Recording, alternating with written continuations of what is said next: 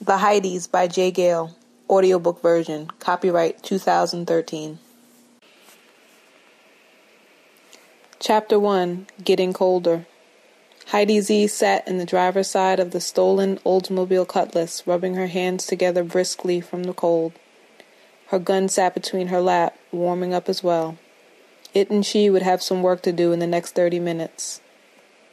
Her prepaid phone buzzed on the seat and she snatched it up quickly. She had to take one of her leather gloves off for a moment to press the button. "Status," she said curtly. They just went over to the bedroom. She's rubbing on him now, and 30 motherfucker didn't even take a shower this morning. "I'm up," Heidi said, before putting the phone on mute so that she could hear the caller, but the caller couldn't hear her. Hearing that news made her angrily snatch up her gun and cock it to put one in the chamber.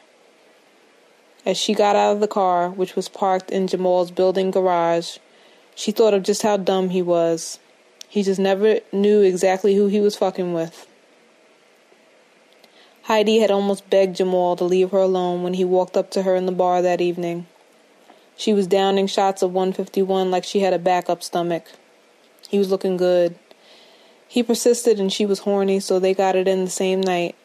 They did the same thing just about every night for the next 5 months until they had a comfortable routine together. As she always did, Heidi caught feelings for the prick. Heidi adjusted her fat suit pants and tucked her gun in her waist before waddling over to the door that led to the apartment complex.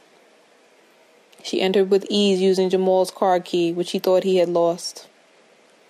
As she walked up the stairs, the thought of her warm feelings for Jamal and the hot romance they enjoyed the first months of their relationship somehow made her blood run cooler. By the time she walked out onto his floor towards his door, her heart was icy cold. Her disguise hid her identity well, a do-rag and extra baggage under her baggy jeans to make her appear fat, as she picked his lock with ease. She was certain a security camera was watching her every move in the hallway. They had spent all those months together, to the point that it seemed she lived there, and the asshole didn't even have the decency to give her a key. When he suddenly started making excuses for why she couldn't come over, she knew something was up. This happened with almost all the guys Heidi dated because she continually chose narcissists and assholes. Everything would be going great, and then suddenly one day everything would change. This time her best friend, Heidi P., suggested that she spy on him. She installed hidden wireless cameras all throughout Jamal's apartment while he was in the shower one day. "They're still in the bedroom." Heidi received the update from Heidi P. through her Bluetooth as she continued with her work. Heidi tried to open the door, but the chain link was on. She expected this. She reached into her fat pants and pulled out a medium-sized chain cutter. It severed the chain with ease. She slowly and quietly made her way toward the back room, where she could already hear Jamal moaning.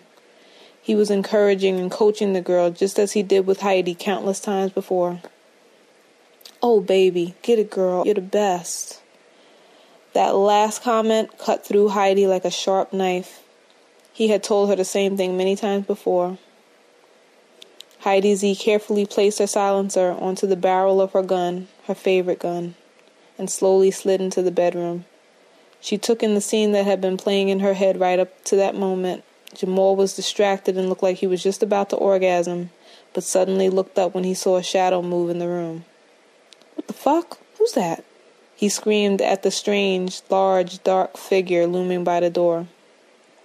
The girl jumped up and looked back, but it was only for a moment, because Heidi put a bullet right through her forehead. The girl, a mutual acquaintance of theirs, a traitor, flopped down to the floor in a lifeless heap. "Oh shit, oh shit, oh shit!" Jamal screamed with his hands up, barely even glancing at the girl who had just a moment before had his manhood at her mercy. Heidi smirked because she could tell that he had been right on the verge of coming, and now it was stuck. "Please don't kill me." He was always such a selfish person, Heidi thought, only thinking of himself. She touched the golden cross dangling from her neck and started whispering to herself. "One less hoe to disgrace womankind," she said in a barely audible tone, and then bowed her head to say a quick prayer. "What do you want from me?" Jamal asked. Heidi, annoyed that he had interrupted her prayer, finally stepped forward and lifted her head. She pulled her do-rag off of her head and removed her dark glasses so that Jamal could see her face clearly. Her wavy, jet-black hair fell to her shoulders. She had soft, milk chocolate skin and dark, almond eyes that made her look like Aman could have been her auntie. Underneath her fat suit was a slim, trim track body which she kept toned by running 5 miles a day. "Tammy, baby," Jamal said, looking dumbfounded. Heidis looked at his face intently, trying to capture one last bit of that undeniable spark she felt while they were together, fucking, feeding, and feeling each other. Of course, it always seemed as if she was doing the most while he was just laying back enjoying all of the attention. For a split second, her thoughts fell on how on point his stroke was. Every single one hit the spot. Did she really want to give that up? But his bitch-ass expression and the lifeless girl on the floor froze every memory or thought of reconciliation. He was a traitor, plain and simple. He had made her look like an idiot. "What are you doing, Tammy? Don't do anything stupid now, baby," Jamal said as he began to calm down a bit. He looked like he was desperately trying to figure out what was going on and a way out of the situation. Heidi could tell that if she waited any longer, he might have her under his spell. She also thought about how Heidi P. was probably sitting by her monitor watching the whole scene, drooling over the keyboard with anticipation. She could hear her in her earpiece trying to muffle her heavy breathing. "My name is Heidi," she said as she lifted the gun again and shot him